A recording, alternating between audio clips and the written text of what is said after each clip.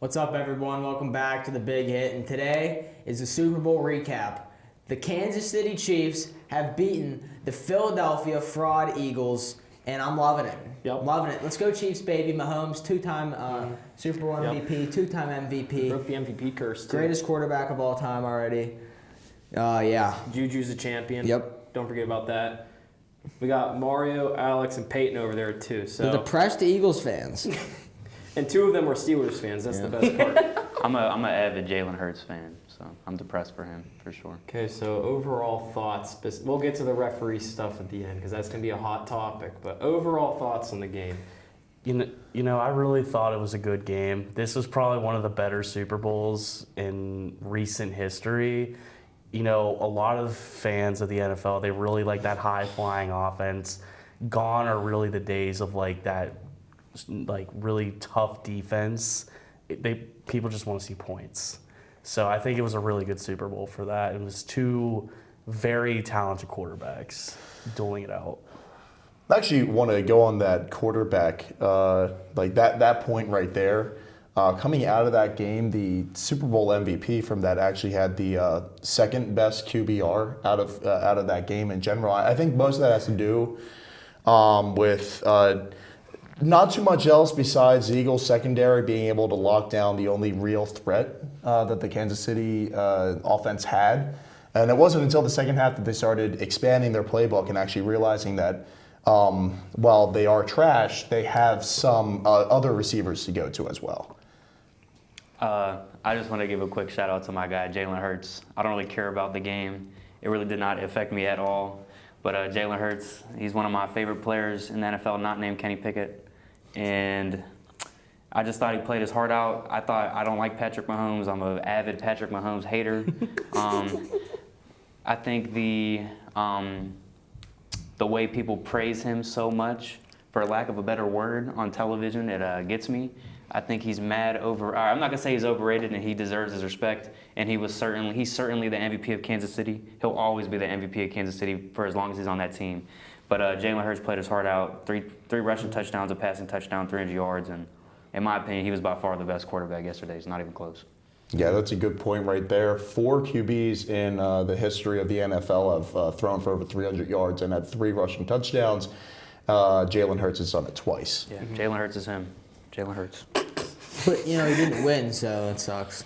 It does suck. And How can you be the best quarterback in the game and not win 3 touchdowns rushing yourself? I mean, he did everything himself. No one else could do anything for him.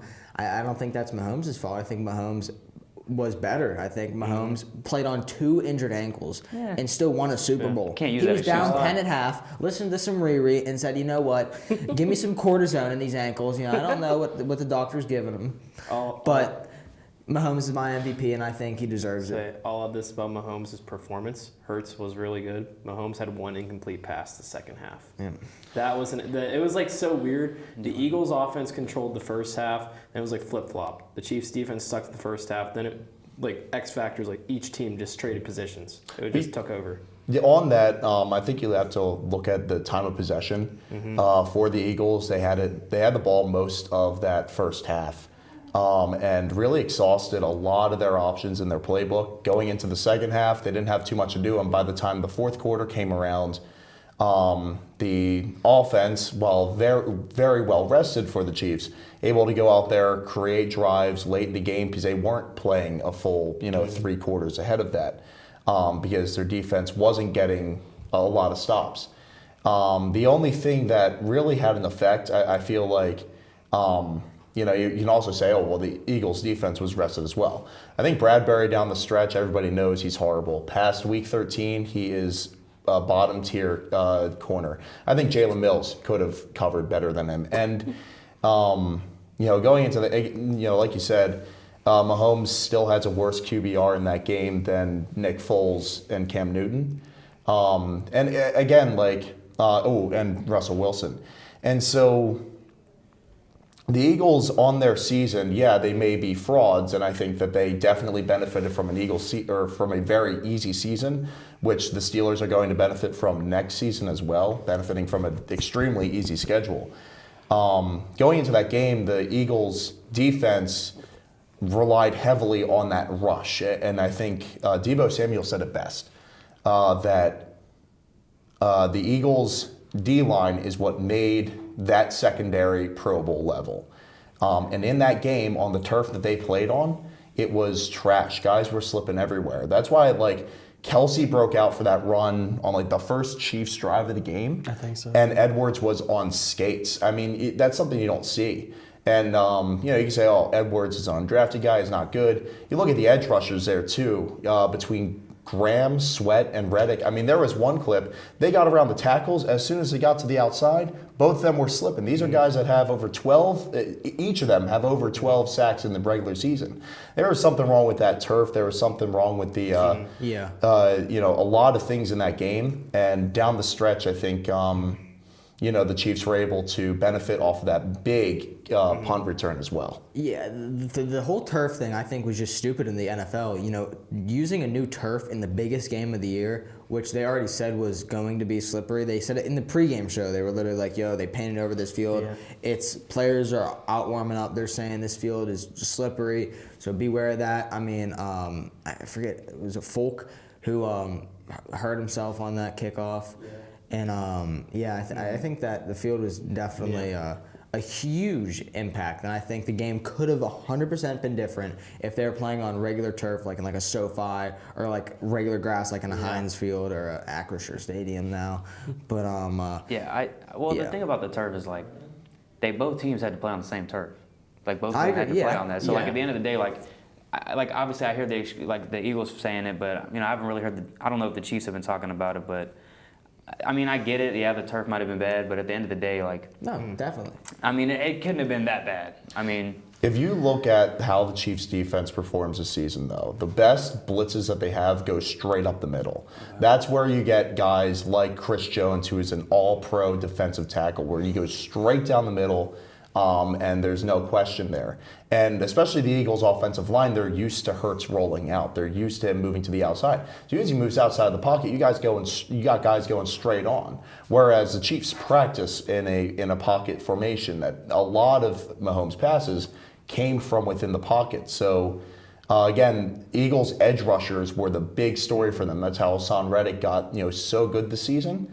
And that just wasn't a factor. And the sacks and the fumble that Hurts had in that first half especially is because he rolled out, and that's a style of offense that was played. I mean, that stadium is intended to use real grass. It was built so that you could put the grass outside to grow and then bring it in. It's just, it's one of those things around the Super Bowl that is just completely unnecessary. Yeah. Yeah, I was going to add what you said about sacks and stuff. I'm pretty sure this was one of the only Super Bowls we didn't see a recorded sack, and I think that's just both O lines, in my opinion, were amazing. I thought both of them did really well. The Chiefs surprised me with the running game. I thought the Eagles were gonna have the way better running game this time around, and it was completely opposite in my opinion. Yeah. In the trenches where it matters, and that's where the Chiefs kind of Pacheco was really good. They used McKinnon, like I've been saying on our radio show and all that. But let's get to the elephant in the room. We've been all debating the infamous Juju Smith-Schuster winning, draw, holding penalty. He is a Super Bowl champ, but all jokes aside, let's talk about it. James Bradbury, they're going to say he grabs him. He's got his left hand on his back. I don't know. I think you let him play. Obviously, Mahomes thought he saw it. I think you let him play, finish this thing out. I don't love that call, Mike. I think you got to see the whole thing. Who wants to start it? Peyton? Holding, defense, I don't know his number. But listen, whenever I was watching that, I was just furious. We've seen a lot of calls. We've seen a lot of games get determined by these really soft calls. And it's really frustrating, especially whenever it's the biggest game of the year. Either team could have won that. The Eagles could have won that if it wasn't called. Chiefs obviously won it since it was called. And, refs are obviously important, but, they just have so much say in the outcome of a game. And it's insane to me. It's not ridiculous, but, they're just doing their job. But, oh, my gosh. All right, let me ask you this. Different scenario. Same play. Give it to Juju. He's held, blatantly held, by the way. Okay. Even Bradbury tweeted out, he said, I held him. He admitted it. Grabbed his arm, then his jersey. It's a hold. The ball goes over his head. Let's say the safety comes over, picks it off, no call. Eagles get the ball, they come down the field, they win the game. That's on Twitter. People are like, it's a holding call, it's a holding. It goes both ways. Yeah, no, it definitely would go both you ways. can't- But the thing is No like matter the call, there's gonna be an issue on a play like that. That is true, but I think the issue is in that moment, after such a game that we had seen to that point, I just think the call was a little soft, especially because like that actually determined the game. It wasn't like, so for example, when the Rams and the Saints played a couple years ago, and there was let's just listen, and there was the no call pass interference. The Saints still kicked the field goal to go ahead, and they had a chance to stop the Rams on the next drive, and they also had a chance to stop the Rams in overtime. That game, I mean, that call on 3rd and 8, the Eagles either had no timeouts left or 1 timeout left. I'm not sure. That effectively ended the game because they had a first down, no timeouts left. They do a run play, and he slides instead of going to the end zone. They take 2 knees, they kick a field goal, 8 seconds left, the game is over. So I think that's what, and yes, it was holding, okay? It's textbook holding. He beats him on the route, he kind of grabs him, he messes him up. But I think it wasn't egregious. And what was I telling you guys last week? I'm rooting for the Eagles because I hate when teams get obvious favoritism for the referees. The exact reason why I was rooting for the Eagles is why the Chiefs won. And I don't know, it just... But the favoritism, if you want to think about it that It way, was soft, yeah. the Chiefs got, you could say, screwed on 2 calls. On the Miles Sanders and the Dallas Goedert. Dallas Goedert, that was, if Miles Sanders didn't catch that ball and make a football move, if Dallas Goedert's catch is a catch, then that's a fumble touchdown, okay? And if Miles Sanders' catch is not a fumble and a touchdown, then Dallas Goedert's not a catch. And both of those calls were in favor of the Eagles and helped the Eagles drastically. That would either be a punt from the Eagles if there's no catch or a touchdown on the Chiefs. So the calls are going both ways. You can't say that it's just the Chiefs that are getting calls. Happens in every NFL game. But if you think about it, the Chiefs play the most primetime games out of any team. Why? Because they're the best. They're the best offense. They're the most fun to watch. Those games have the most replays. They have the most officials, like the best officials. They have people in the officials' headsets saying, "Hey, here, this is what happened. Bang, bang, bang." All the replays. That's why you see this more. You know, on a 1 o'clock game, that if there's a call that gets messed up in a Jacksonville Jaguars versus a Colts matchup, no one's going to care about the call. But if the Chiefs are winning, it's because people hate to see the best teams win. Mario. That's true, but like at the end of the day, the last 2 weeks, the Chiefs were put into a position based off of penalty calls to win the game. Where I mean, the Cincinnati one you can argue, but I think the Philadelphia one is worse than the one against Cincinnati. But still, you can't debate that. And you said they're the best team, and they also have the best player, Patrick Mahomes. You don't think? I'm not saying it's rigged. I'm not trying to have no conspiracy theories here, but you don't think they want their best player in the Super Bowl, Patrick Mahomes? Okay, he hasn't been in the Super Bowl for the past 2 years. Last time he was there, he lost too. You don't think? But I'm saying like to get him into the Super Bowl. He wasn't in the Super Bowl last year, but. The 2 years NFL before loves that. Joe Burrow just as much as Mahomes. I'm just saying, They love him there's just something as going much on. as There's Mahomes. something going on. If it was rigged, I would think they want Josh Allen there this time. Exactly. Josh Allen's Yeah. been growing like just saying. crazy popular. Whatever saying. gets them the most money. That's usually it's how all- it goes. And here's like the whole like scripting thing. Like I was listening to Pat I'm not McAfee's saying it's rigged. show I'm just about saying this. there's something going on. They can't really like rig it yet because the whole sports gambling aspect of it too. Not every state has it yet, and there's a lot of money that comes through sports gambling in that situation. But other than that, I want to go down the line. What was, besides the whole like penalty wise, what was your X factor turning point play to this game? The punt return. That's yeah, why I was punt Kadarius return, Toney. definitely. X factor. Low sinking kick. Tony on the run.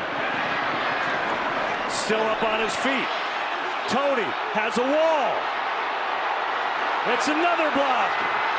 Tony inside the 20. Tony still going, and he's down to the 5. I honestly have to say, it was. I think it was halftime. I mean, clearly there's stats, whatever, but I think at halftime, the Eagles were dogging out there at the end of the second quarter. You could tell that they were tired, and the Chiefs were going into it. All right, we're going to come back here. We got to get back out there. I think you give Andy Reid halftime when he is down by a very slim margin at that point. You give him halftime, and then also, yeah, Mahomes' injury was clutch, but he didn't come back onto the field. He didn't need to for the rest of the half, and then you go into halftime, and he can't make mistakes. He comes back out there, whether he was on horse tranquilizer or the Aaron Rodgers treatment. He came out there and he played well, but he played Andy Reid's game. I think that's why Mahomes is so good. I mean, Andy Reid has had some good teams in the past, and I think what's underrated is that Andy Reid, I think the X factor of that game was Andy Reid's halftime. Yeah, Andy Reid is going to be a Hall of Famer. Oh yeah, I think my turning point was also at halftime, but mine was the halftime show. If I were honest. I mean, it was just incredible. Riri did her thing. She soloed it. She was up on the wobbly stage, and she was pregnant. So, Rihanna, I know you're watching this, girl. Shout out to you. You did your thing. I was going to say also, was there a player in this game that shocked you? Yeah, Juju Smith-Schuster. I didn't think he was going to do that good. I'm going to say Juju as well, like with as little bias as possible. Juju shocked me. And Jalen Hurts, because he's the GOAT, and he did his thing. Hurts was really good, too. Yeah. What about you? Yeah, my MVP? Oh, who shocked you the most? Very quick. Juju. Juju? What about you guys? Kelsey's always been good, but he did really good that game as well. I'm going to say Devonta Smith. He proved himself as a top receiver in that first half. He was the only target, and he played some big plays for the Eagles. Yeah, definitely. Well, thank you everyone for watching this segment, our Super Bowl recap. We will see you in our next segment. Oh,